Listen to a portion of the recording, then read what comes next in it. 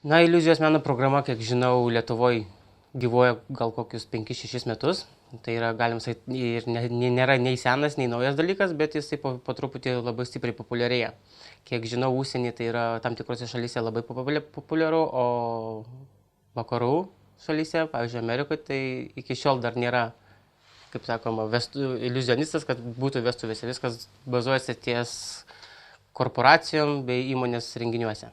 Iliuzionistas, jo užduotis yra pirmas dalykas pralinksminti žmogų, kaip sakom, kad žmogus jaustųsi komfortabiliai ir turėtų nuostabą.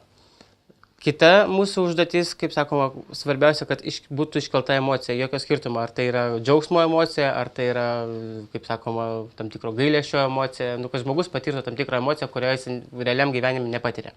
Jis nukeliauja į tą vadinamą mūsų iliuzijos meno pasaulį.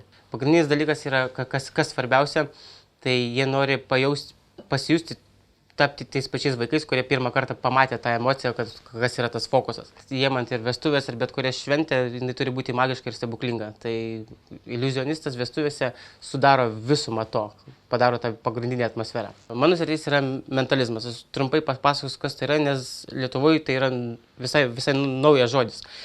Trumpoji savoka būtų, kad mentalistas yra tas žmogus, kuris naudojasi savo 5 turimais pojūčiais, kad sukurtų iliuziją, kad turinti 6.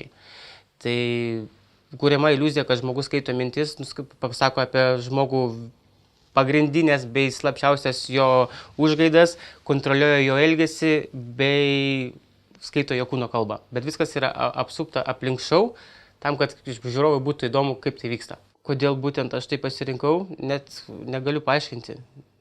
Tai paprasčiausiai užkabino mane nuo pat vaikystės. Ir aš pasirinkau, kad šitas kelias bus mano ir kad aš eisiu toliau ir džiuginsiu žmonės, galima sakyti, visą savo gyvenimą.